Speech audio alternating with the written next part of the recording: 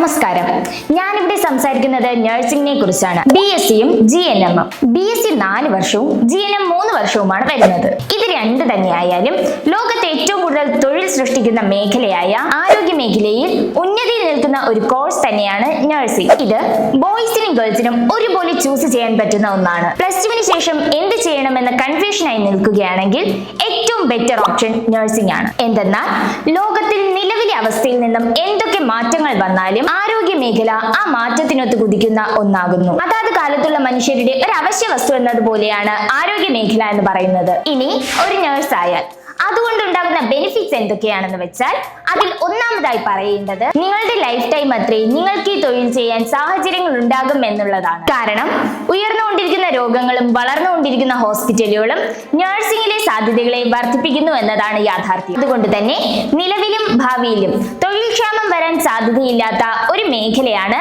ആരോഗ്യ മേഖലയിലെ നഴ്സിംഗ് എന്ന് പറയുന്നത്. എന്നാൽ ഇത്രയധികം സാധ്യതകളുള്ള ഈ ഒരു കോഴ്സ് പഠിക്കാനായി നിങ്ങൾ പോകുമ്പോൾ നിർബന്ധമായും അറിഞ്ഞിരിക്കേണ്ട ചില കാര്യങ്ങളുണ്ട്. ഒന്നാമതായി നിങ്ങൾ അറിഞ്ഞിരിക്കേണ്ടത് നിങ്ങൾ പഠിക്കാൻ പോകുന്ന കോളേജിന് INC ഉണ്ടോ എന്നുള്ളതാണ്. ഇവിടെ ഇന്ന് ഗ്രൂപ്പ് ഓഫ് ഇൻസ്റ്റിറ്റ്യൂഷന്റെ കീഴിലുള്ള മിക്ക കോളേജുകൾക്കും INC ഇല്ല എന്നുള്ളതാണ്. ഗ്രൂപ്പ് ഓഫ് ഇൻസ്റ്റിറ്റ്യൂഷൻ എന്ന് പറയുന്നത് ഒരു കോളേജിന്റെ പേരിൽ ഒന്നിലധികം ബ്രാഞ്ചുകൾ. ഇതിൽ ഏതെങ്കിലും ഒരു ബ്രാഞ്ചിന് മാത്രമേ INC ഉണ്ടാവുകയുള്ളൂ. INC ഉള്ള കോളേജിലേക്ക് കുട്ടികളുടെ അഡ്മിഷൻ എടുത്തതിന് ശേഷം INC ഇല്ലാത്ത ഇവരുടെ തന്നെ മറ്റു കോളേജുകളിലേക്ക് കുട്ടികളെ ഇവർ മാറ്റും. അതുകൊണ്ട് ഗ്രൂപ്പ് ഓഫ് ഇൻസ്റ്റിറ്റ്യൂഷനിലേക്ക് പോകുന്നവർ ഇത്തരം കാര്യങ്ങൾ ശ്രദ്ധിക്കുക.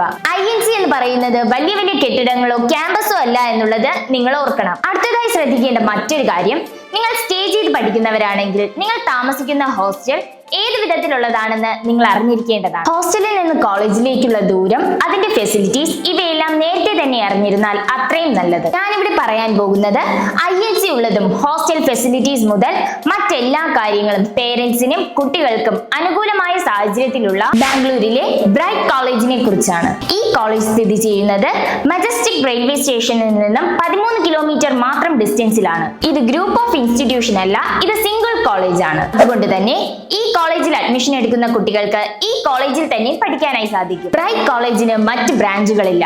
ഇത് INC ഉള്ള കോളേജ് ആകുന്നു. ഇന്ത്യൻ നഴ്സിംഗ് കൗൺസിലിന്റെ സൈറ്റിൽ ബ്രൈറ്റ് കോളേജിന്റെ പേര് കാണാനായി സാധിക്കും. കൂടാതെ പെൺകുട്ടികളുടെ സുരക്ഷയെ മുന്നിൽ കണ്ടുകൊണ്ട് തന്നെ അവർക്കായുള്ള ഹോസ്റ്റൽ സൗകര്യങ്ങൾ ഒരുക്കിയിരിക്കുന്നത് കോളേജ് ബിൽഡിങ്ങിനുള്ളിൽ തന്നെയാണ്. ബോയ്സിന് കോളേജിന് പുറത്ത് ക്യാമ്പസിനോട് അടുത്ത് തന്നെയാണ് ഹോസ്റ്റൽ സൗകര്യങ്ങൾ ഒരുക്കിയിരിക്കുന്നത്. ബ്രൈറ്റിലെ കുട്ടികൾക്ക് പ്രാക്ടിക്കൽ കൊടുക്കുന്നത് കർണാടക ഗവൺമെന്റ് മെഡിക്കൽ കോളേജിൽ തന്നെയാണ്. നഴ്സിംഗ് ആണ് ലക്ഷ്യമെങ്കിൽ മികച്ച ഹോസ്റ്റൽ ഫെസിലിറ്റീസ്, കേരള ഫുഡ്, INC-യോട് കൂടിയുള്ള പഠനം എന്നിങ്ങനെയുള്ള എല്ലാ കാര്യങ്ങളും നിങ്ങൾക്ക് കൃത്യതയോടും ഉത്തരവാദിത്വത്തോടും കൂടി ബ്രൈറ്റിൽ നിന്നും ലഭിക്കും. വിദ്യാഭ്യാസ ലോൺ ആവശ്യമുള്ളവർക്ക് അത് ലഭിക്കുന്നതിന് വേണ്ടിയുള്ള എല്ലാ പേപ്പറുകളും ഉടനടി കോളേജിന്റെ ഭാഗത്തുനിന്ന് കിട്ടും. ഇവിടെ BSc നഴ്സിംഗ് മാത്രമല്ല GNM-ഉം കൂടി പഠിക്കാൻ സാധിക്കും എന്നുള്ളത് കൂടി ഓർക്കുക. ഇനിയും പ്രധാനമായി ശ്രദ്ധിക്കേണ്ട മറ്റൊരു വിഷയം KCET, അതായത് കർണാടക കോമൺ എൻട്രൻസ് ടെസ്റ്റ്. അത് കേരളത്തിലെ കുട്ടികൾ എഴുതേണ്ടതില്ല.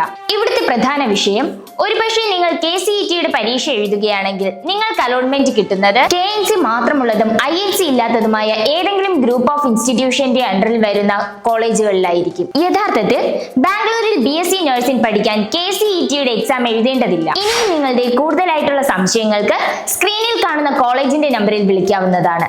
നന്ദി, നമസ്കാരം.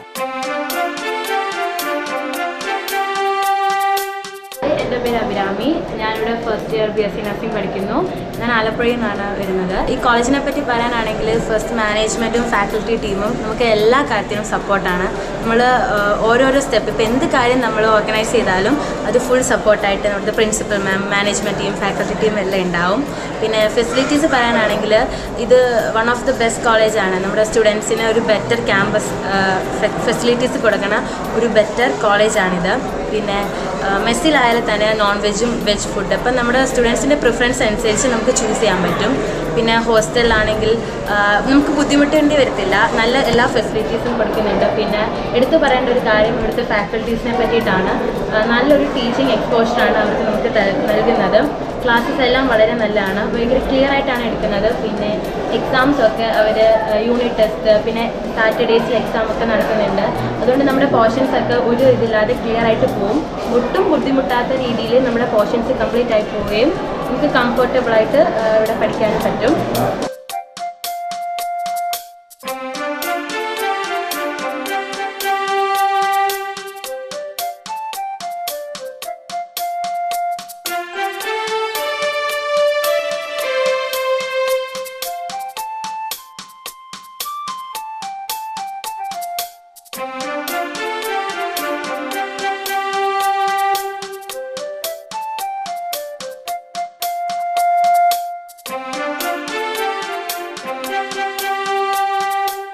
എൻ്റെ പേര് ക്ലിൻറ്റൻ.